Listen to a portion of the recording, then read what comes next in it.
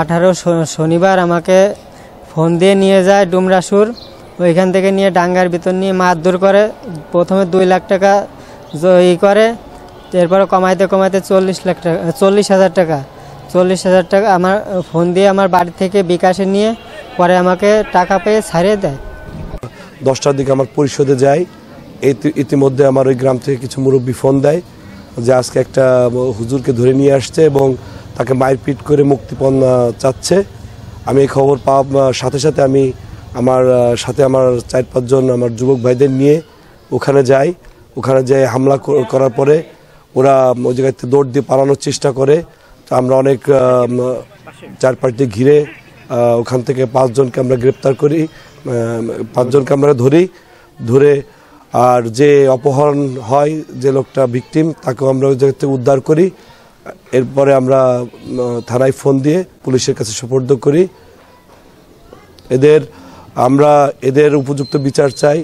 এরা বিভিন্ন সময়ে এই কাজ এলাকায় করে আসছে, যাতে এদের উপযুক্ত সাজা হয়।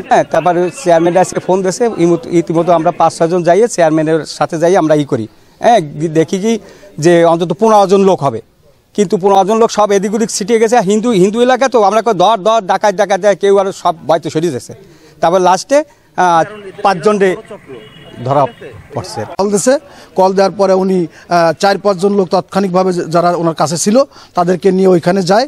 যাওয়ার পরে ওইখানে 14-15 জন লোক ছিল, তাদেরকে ওইখান থেকে মোটামুটি এদিক ওদিক তারা দৌড়ে চলে যায়। 4-5 জনরে ধরতে সক্ষম হয় আর কি, ধরে তারপরে পুলিশে সোপর্দ করে। এখন তারা থানা হেফাজতে আছে।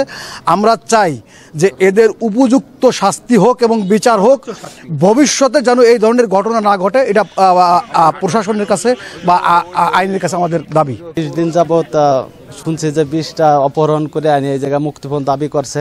তা আমাদের চেয়ারম্যান মোহাম্মদ নাজিম আহমেদ, ওনার উদ্যোগে 5 জনকে ধরা হয়েছে। তা আমি চাই যে এদের কঠিন সাজা হোক এবং উপযুক্ত সাজা হোক। আর আমি ধন্যবাদ জানাচ্ছি আমাদের চেয়ারম্যানকে নাজিব আহমেদকে, যে উনি এত সুন্দর উদ্যোগ নিয়েছে এবং এত সুন্দর কাজ করার জন্য। গোপন সংবাদ পাই প্রায় 9:30টার দিকে যে একটা অপহরণ করছে এবং অপহরণপূর্বক চাঁদা দাবি করতেছে। তো এখন আমরা সেই সংবাদ পাওয়ার সাথে সাথেই আমাদের যে টিম আছে সেই টিমকে বলি, নির্দেশনা প্রদান করি যে অমুক জায়গাটা অপহরণ করছে। সেই জায়গাটার নাম হচ্ছে ডুমরাসুর আর দুর্গাপুর ইউনিয়নের ডুমরাসুর গ্রাম। ভিকটিম সহ অপহরণকারীরা অবস্থান করতেছে। তো আমাদের তথ্য প্রযুক্তি এবং স্থানীয় জনগণ এবং স্থানীয় যে চেয়ারম্যান সাহেব আছে ওনাদের সহায়তায়, ওনাদের হেল্প নিয়ে আমরা 5 জন অপহরণকারী এবং ভিকটিমকে উদ্ধার করি এবং আইনগত প্রক্রিয়াধীন আছে।